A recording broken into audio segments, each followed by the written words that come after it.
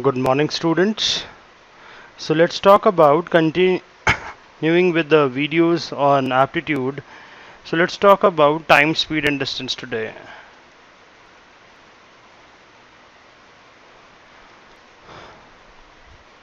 I hope all of you know the importance of the chapter in campus placements, in CAT, GMAT, SSC, or any of the government jobs or campus placement jobs.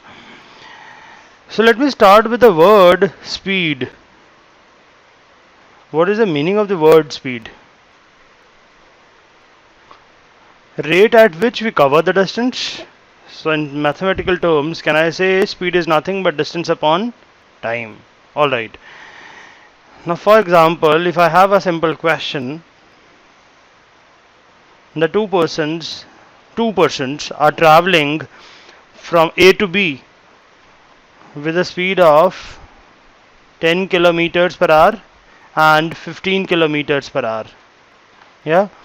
I just need to know what is the ratio of the time taken to cover the distance from A to B. Condition is they started simultaneously. Do I need to actually know the distance to find the ratio of the time taken? No. If you look at it, time taken by the first divided by time taken by the second will be what? D upon S1. D stands for the distance from A to B, which remains the same, and D upon S2. So can I say D will cancel out and finally we'll have S2 upon S1. So in simple terms, what I wanted to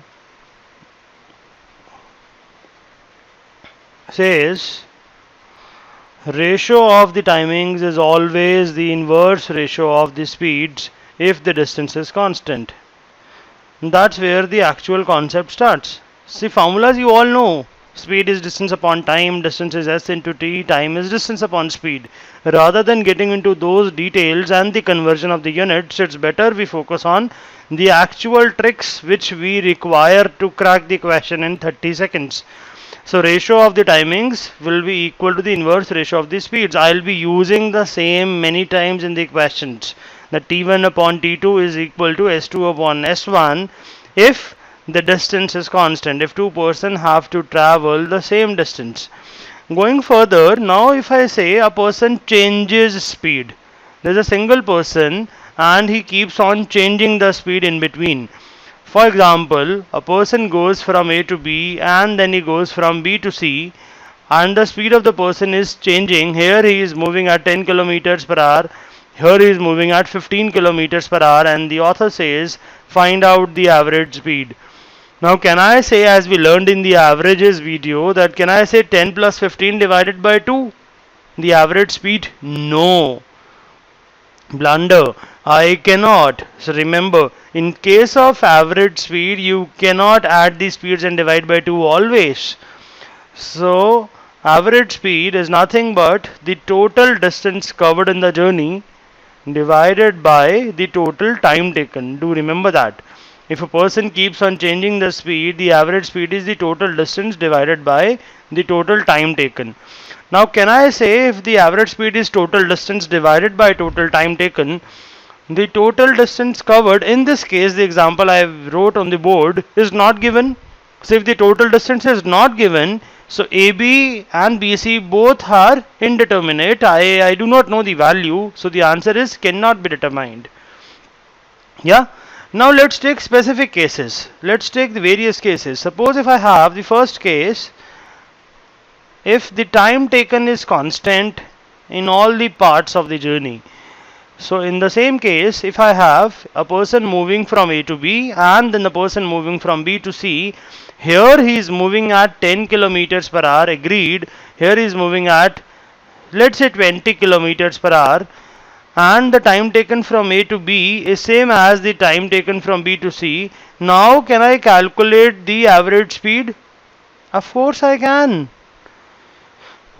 What is the distance from A to B? Formula for distance is speed into time. So can I say 10 into t?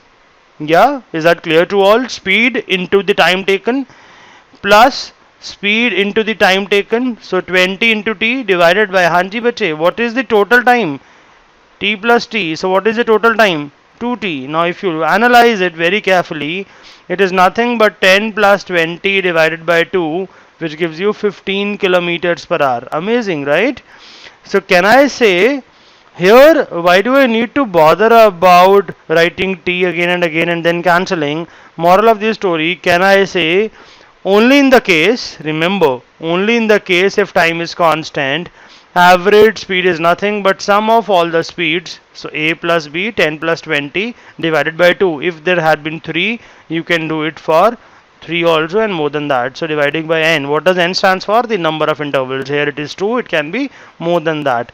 It is only in the case if time is constant. Is that clear to everyone? So sum of all the speeds divided by the number of intervals. Only again I'm saying, remember, only in the case if time given is constant. Yeah. So this is also known as arithmetic. You may have a question where he will not ask you to actually calculate. He will just say, tell me what is the average speed, arithmetic mean, geometric mean, harmonic mean. Out of the options you just need to mark the names. So it is arithmetic mean of the speeds. Yeah. So can we have a second variable constant? If time can be constant, so we can have a case where distance is constant. Let's look at it. So I have another case where distance is constant.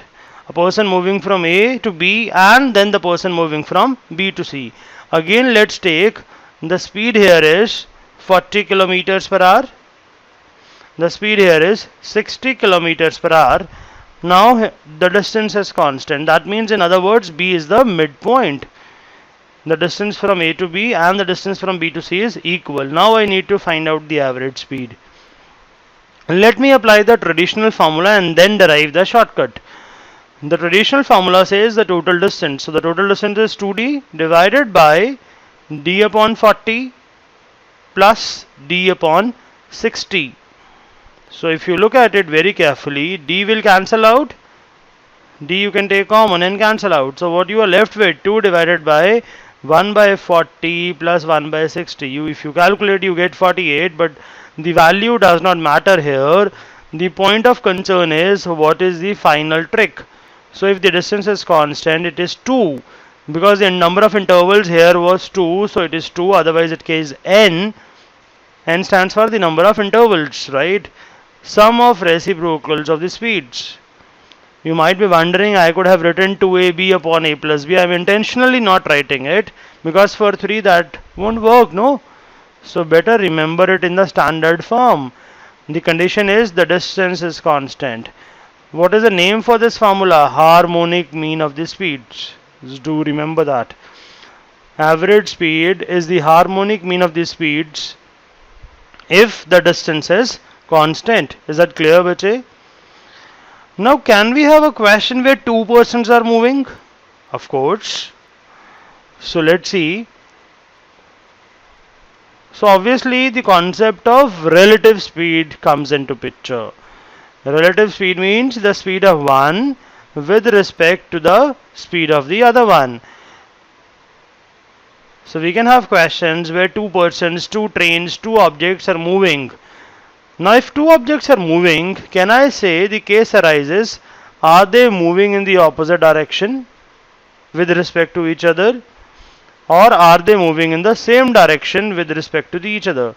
So the first case I am taking is opposite direction. So again let's analyze. Let's say the distance is 100 kilometers. This person moves with a speed of 20 kilometers per hour. This moves towards A with the speed of 30 kilometers per hour. This is moving in west, this is moving in east. So they are moving in opposite direction. Without applying any trick, can I simply say after 1 hour A would have covered 20, B would have covered 30. So 50 is done. How much is left in between? Another 50 kilometers. In the next 1 hour, they will be covering 20 and 30 respectively and they will meet. This was a very simple value, right? So the calculation oral was possible. Will the oral calculation be possible always? No. So how do I arrive at it? So the trick is relative speed is equal to the sum of speeds of both of them. A and B stands for the speed of A and B. Mind it, I am discussing the case only for 2. Unlike where in average speed we can extend it for 3, 4 or more than that, here we are not extending it for 2, more than 2. Right, so I'm discussing the concept which is limited to 2%. The formula for time of meeting in this example remains the same. The distance from where they started, the relative distance divided by the relative speed.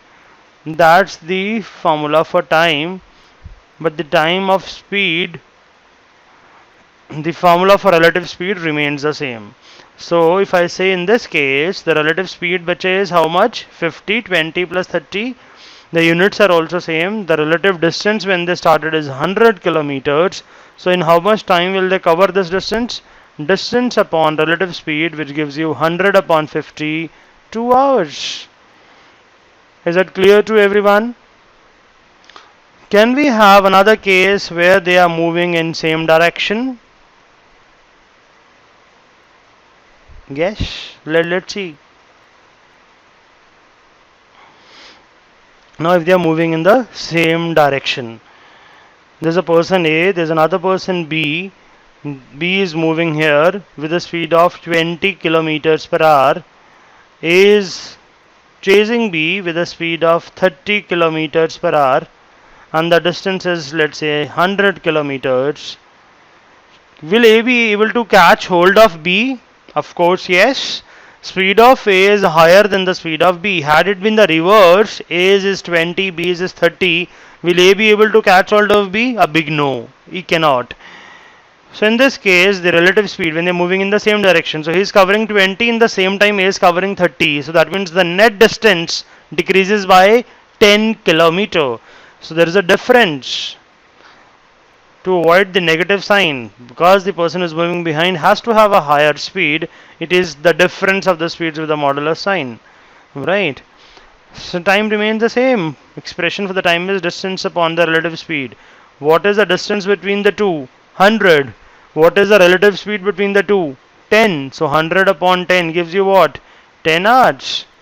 So there can be a question, after covering how much distance will A be able to catch hold of B? So in 10 hours, obviously if I talk about A's speed is 30 in with 30 kilometers per hour, A will be able to cover how much? 30 into 10, 300 kilometers. So the distance covered by A will be 30 into 10, 300 kilometers. So 100 is already the distance, 200 more.